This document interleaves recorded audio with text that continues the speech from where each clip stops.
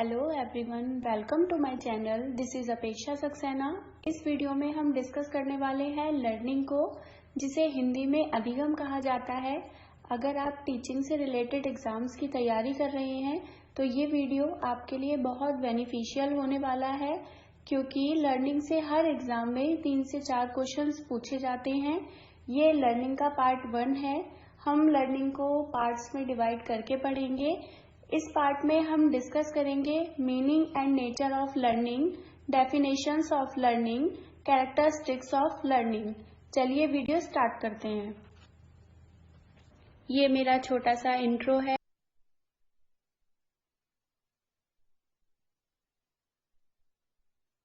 सबसे पहले हम meaning and nature of learning समझेंगे। अधिगम का अर्थ एवं स्वरूप क्या होता है, इसको हम समझेंगे।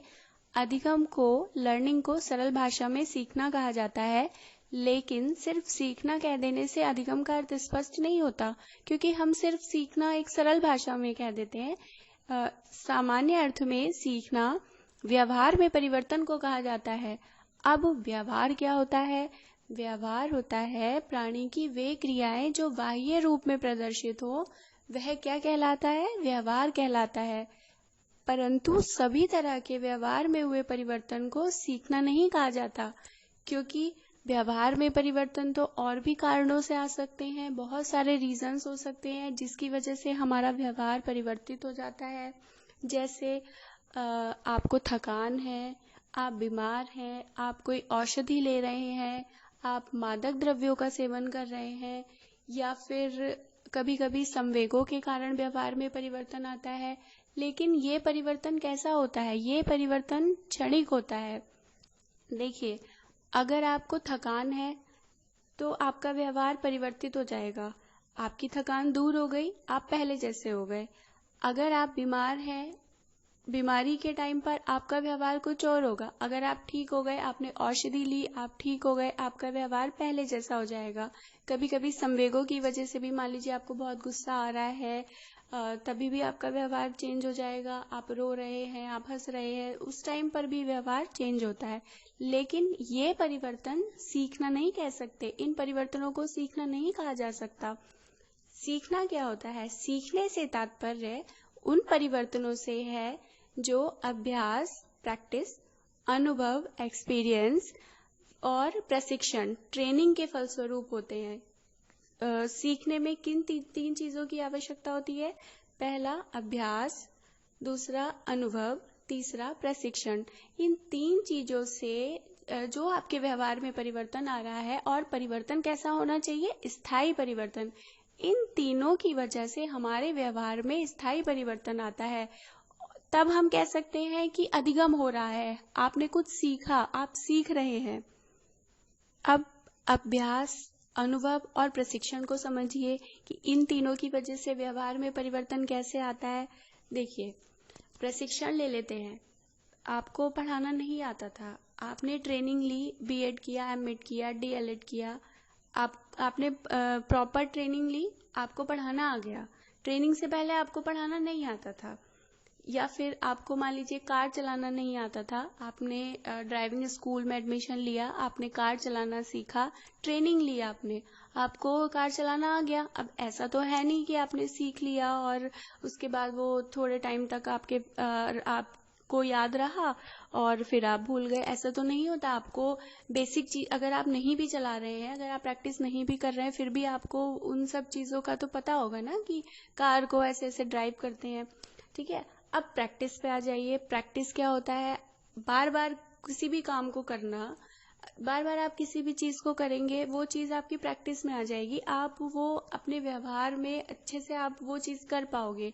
परमानेंट वो चीजें आप सीख सकते हो। Practice makes man perfect. आप परफेक्ट हो सकते हो बार बार अभ्यास करके। ठीक है, अब अनुभव की बात करते हैं। अनुभव में आप एग्जाम्पल ले लेते हैं। मान लीजिए छोटा बच्चा है, उसके सामने आपने कोई लैंप या कैंडल इस टाइप का कुछ जलता हुआ रख दिया, तो बच्चा क्या करता है? उसको छूने की कोशिश करता है। एक बार उसने कोशिश की, उसने छुआ, उसको गर्म लगा। नेक्स्ट टाइम जब आप उसके सामने वही कैंडल या वही लैंप लेकर आएंगे तो वो समझ जाएगा कि ये मैंने पहले इसको छुआ था तो मेरा हाथ जला था, मतलब इसको मुझे नहीं छूना है। वो चीज वो सीख गया। हमेशा फिर वो जब भी उसके सामने कैंडल या फिर लैंप कुछ भी चीज आप लेकर आएंगे तो उसको वही चीज याद रहेगी। इसका मतलब उसे एक्सपीरियंस हो गया कि ये गर्म चीज है, मुझे इसको नहीं छूना है। ठीक है, तो हम कह सकते हैं कि अधिगम या सीखना व्यवहार में स्थायी परिवर्तन है, जो कैसे आता है? अनुभव से, प्रशिक्षण से और अभ्यास से। ठीक है, आपको लर्निंग में ये 3 चीजें बहुत अच्छे से याद रखनी है कि अनुभव, प्रशिक्षण और अभ्यास के कारण जो आपके व्यवहार में स्थायी परिवर्तन हो रहा है, जो परमानेंट चेंजेस हुए हैं, उनको हम कह सकते हैं कि यहाँ हमने सीखा, ये अधिगम हो रहा है, अधिगम हुआ है। आई थिंक आप अधिगम का अर्थ समझ चुके होंगे। चलिए अब डेफिनेशंस पे आते हैं। बहुत सारे मनोवैज्ञानिकों ने अलग अलग परिभाषाएं दी हैं, अलग अलग तरीके से अधिगम को परिभाषित किया है, जिसमें से जो मैंने यहाँ डेफिनेशंस ली हैं, आपको एग्जाम में इन्हीं डेफिनेशंस में से 1-2 डेफिनेशन हमेशा पूछी जाती है। आपको ये अच्छे से समझना है और अच्छे से लर्न करना है, और ये डेफिनेशंस बहुत ज्यादा इम्पोर्टेंट है। चलिए शुरू करते हैं। फर्स्ट डेफिनेशन है चार्ल्स ई स्किनर। स्किनर की डेफिनेशन भी बहुत पूछी जाती है। इन्होंने क्या बोला है? इन्होंने कहा है प्रगतिशील व्यवहार व्यवस्थापन की प्रक्रिया को सीखना कहते हैं। इसका मतलब क्या है कि लर्निंग क्या है? लर्निंग एक प्रोसेस है जो क्या है? प्रोग्रेसिव बिहेवियर एडेप्टेशन है। मतलब आपके व्यवहार में क्या हो रही है, प्रोग्रेस अगर हो रही है तो उसकी क्रिया को, उस प्रक्रिया को क्या कहा जा सकता है? लर्निंग या अधिगम कहा जा सकता है। ठीक है, नेक्स्ट गिलफोर्ड, ये डेफिनेशन भी इम्पोर्टेंट है। जेपी गिलफोर्ड ने क्या बोला है? इन्होंने कहा है व्यवहार के फलस्वरूप व्यवहार में किसी भी प्रकार का परिवर्तन आना सीखना या अधिगम कहलाता है। लर्निंग क्या है? लर्निंग एक चेंज है जो किसकी वजह से आती है? व्यवहार की वजह से ही आती है। कोई भी व्यवहार क्या होता है? वो क्रियाएं जो बाह्य रूप में प्रदर्शित होती हैं। तो व्यवहार की वजह से जो आपके व्यवहार में परिवर्तन आ रहा है, वही क्या है? अधिगम है, वही लर्निंग है। नेक्स्ट वुडवर्थ ने क्या बोला है? नवीन ज्ञान और नवीन प्रतिक्रियाओं को प्राप्त करने की प्रक्रिया सीखने की प्रक्रिया है। लर्निंग क्या है? एक प्रोसेस है जिसमें हमें क्या मिलता है? हम क्या प्राप्त करते हैं? न्यू नॉलेज हमें मिलती है, न्यू रिस्पॉन्सेज हमें मिलते हैं। तो नवीन ज्ञान और नवीन प्रतिक्रियाओं को प्राप्त करने की प्रक्रिया सीखने की प्रक्रिया है। देखिए सभी डेफिनेशंस एक जैसी हैं, सिर्फ आपको वर्ड्स पे ध्यान रखना है। थोड़े थोड़े वर्ड्स में चेंजेस हैं, बाकी कंक्लूजन सबने एक सा ही दिया है। डेफिनेशन सबकी मिलती जुलती है, तो इसमें बहुत ज्यादा कंफ्यूज होने की जरूरत नहीं है। नेक्स्ट है क्रो एंड क्रो। इन्होंने क्या बोला है? सीखना आदतों, ज्ञान और अभिवृत्तियों का अर्जन है। देखिए तीनों चीजें यहाँ पे मेंशन की हुई है, आदत, ज्ञान और अभिवृत्ति। आदत मतलब हैबिट, ज्ञान मतलब नॉलेज, अभिवृत्ति मतलब एटीट्यूड। तो इन तीनों चीजों को इन्होंने अपनी डेफिनेशन में लिया है कि सीखना क्या है? आदत, ज्ञान और अभिवृत्तियों का अर्जन है। अब आदत क्या होती है? आदत तो आपको सभी को पता है। आदत होता है प्राणी का वह व्यवहार जो बिना अधिक सोच के बार बार दोहराया जाए, जिसको हम बिना सोचे समझे रिपीट करते हैं, वो आदत होती है। नॉलेज आपको पता है क्या होता है? नॉलेज। अभिवृत्ति, एटीट्यूड क्या होता है? एटीट्यूड होता है, एटीट्यूड को हम ऐसे समझ सकते हैं कि ये एक मानसिक और भावनात्मक वस्तु है जो किसी व्यक्ति की विशेषताएं निर्धारित करती है, मतलब हमारी क्वालिटीज बताती हैं। बोलते हैं ना एटीट्यूड, ऐसा एटीट्यूड है, वैसा एटीट्यूड है, तो हमारी क्वालिटीज बताई जाती हैं। ठीक है, तो क्रो एंड क्रो ने क्या बोला था? सीखना आदतों, ज्ञान और अभिवृत्तियों का अर्जन है। नेक्स्ट गेट्स ने क्या कहा था? इन्होंने बोला था अनुभवों एवं प्रशिक्षण द्वारा अपने व्यवहार का संशोधन और परिमार्जन करना ही अधिगम है। क्या बोला था इन्होंने? अनुभव, जो हम एक्सपीरियंस और जो ट्रेनिंग है उसकी वजह से, उसके कारण हम उसके द्वारा हम क्या कर रहे हैं? अपने व्यवहार को, जो हमारे व्यवहार में मॉडिफिकेशन हो रहा है, उसी को क्या बोला गया है? उसी को लर्निंग कहा गया है। तो एक्सपीरियंस और ट्रेनिंग की वजह से जो हमारे व्यवहार में मॉडिफिकेशन हो रहा है, जो संशोधन हो रहा है, वही क्या है, अधिगम है। तो ये जितनी डेफिनेशंस यहाँ पर दी हुई है, ये सभी की सभी बहुत इंपॉर्टेंट है। आप इनको बहुत अच्छे से समझ लीजिए, इनको लर्न कर लीजिए, क्योंकि एग्जाम में इन्हीं डेफिनेशंस में से पूछा जाता है। नेक्स्ट हम डिस्कस करेंगे कैरेक्टरिस्टिक्स ऑफ लर्निंग, सीखने की विशेषताएं क्या क्या हैं। तो इन पे ये छोटे छोटे पॉइंट्स में मैंने लिखा है, इनको आप अच्छे से समझ लीजिए। देखिए फर्स्ट पॉइंट में क्या है, सीखना सार्वभौमिक है। मतलब जो लर्निंग है वो यूनिवर्सल होती है, क्योंकि देखिए ऐसा तो है नहीं कि सिर्फ मनुष्य ही सीखते हैं, सभी सीखते हैं। सीखने का जो गुण है वो सभी में होता है, पशु पक्षी भी सीखते हैं, क्योंकि देखिए जितने भी मनोवैज्ञानिकों ने अपने एक्सपेरिमेंट किए हैं पशु पक्षियों पर ही किए हैं। तो सीखने का गुण केवल मनुष्यों का ही नहीं है, सभी लोग सीखते हैं, पशु पक्षी कीड़े मकोड़े सभी सीखते हैं। तो लर्निंग की पहली विशेषता क्या हुई कि सीखना सार्वभौमिक है। नेक्स्ट, सीखना संपूर्ण जीवन चलता है। ये जन्म से लेकर मृत्यु तक हम कुछ ना कुछ सीखते रहते हैं, अपने पेरेंट्स से सीखते हैं, भाई बहन से सीखते हैं, स्कूल में सीखते हैं, अपने दोस्तों से सीखते हैं। तो हमेशा हम जब जन्म से लेकर मृत्यु तक हम हमेशा कुछ ना कुछ सीखते रहते हैं, इसलिए हम कह सकते हैं कि सीखना संपूर्ण जीवन चलता है। नेक्स्ट, सीखना विकास है। देखिए ये पॉइंट बहुत इंपॉर्टेंट है, क्योंकि ये डेफिनेशन वुडबर्थ ने दी है और कई बार एग्जाम में ये पूछा गया है कि ये किसकी डेफिनेशन है, किसके अनुसार ये कहा गया है कि सीखना विकास है। तो ये भी आप पॉइंट नोट कर लीजिए कि सीखना विकास है, ये किसने कहा था, ये वुडबर्थ ने कहा था। अब देखिए सीखना विकास कैसे है, हम हमेशा कुछ ना कुछ सीखते रहते हैं, नई नई चीजें हम सीखते रहते हैं, जिससे क्या होता है, हमारा शारीरिक और मानसिक विकास होता है। ठीक है, तो सीखना ही विकास का आधार है।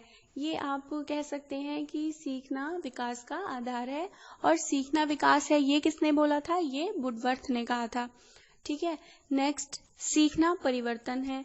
सीखना परिवर्तन कैसे है, देखिए व्यक्ति अपने और दूसरों के एक्सपीरियंस के बेस पे क्या करता है, अपने व्यवहार विचार और जो उसकी भावनाएं होती हैं, जो इच्छाएं होती हैं, उनमें क्या करता है, परिवर्तन करता है। और वास्तव में यही क्या हुआ, सीखना हुआ। गेट्स ने जैसे कहा है कि सीखना अनुभव और प्रशिक्षण द्वारा व्यवहार में परिवर्तन है, तो सीखना क्या हुआ, एक परिवर्तन हुआ, लर्निंग इज चेंज। नेक्स्ट, सीखना अनुकूलन है। देखिए वातावरण में हम रहते हैं, हमें आसपास क्या करना पड़ता है, अपने आप को वातावरण के अनुसार हमें ढालना पड़ता है, हमें एडजस्ट करना पड़ता है। तो हम क्या करते हैं, नई नई चीजें सीखते हैं, नए नए व्यवहार सीखते हैं, हमें कैसे उठना है, कैसे बैठना है, रीति रिवाज क्या होते हैं, और बहुत सारी चीजें हम नई नई चीजें सीखते रहते हैं। तो जब हम ये नहीं सीखेंगे, अगर हम नहीं सीखेंगे तो हम वातावरण के साथ समायोजित नहीं हो सकते, हम एडजस्ट नहीं कर सकते, इसलिए हमें ये सब चीजें सीखनी पड़ती हैं। तो सीखना क्या हुआ, सीखना एक अनुकूलन हुआ, सीखने की प्रक्रिया में अनुकूलन का बहुत महत्व हुआ। और नेक्स्ट पे आते हैं, सीखना अनुभवों का संगठन है। ये क्या है, लर्निंग क्या होता है, एक ऑर्गेनाइजेशन होता है, किसका, एक्सपीरियंस का। इसमें क्या होता है, हम ये नहीं बोल सकते हैं कि सिर्फ नए अनुभव हमने सीख लिए तो हम पुराने अनुभवों को छोड़ देते हैं, नहीं।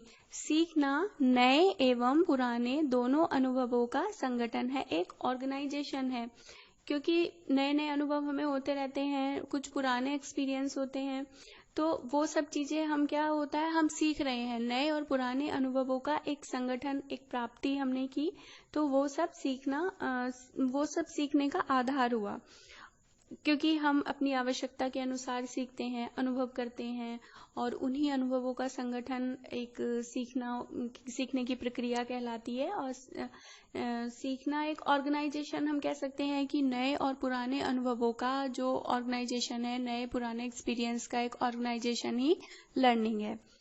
नेक्स्ट, सीखना उद्देश्यपूर्ण है।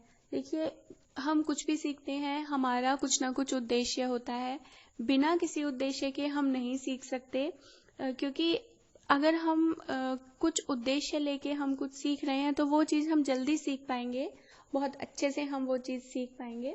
तो सीखना क्या हुआ, सीखना उद्देश्यपूर्ण हुआ। नेक्स्ट, सीखना विवेकपूर्ण होता है। मतलब सीखने की प्रोसेस में विवेक क्या होता है, विवेक हमारा सोचने समझने की जो शक्ति होती है वो उसको हम विवेक बोलते हैं।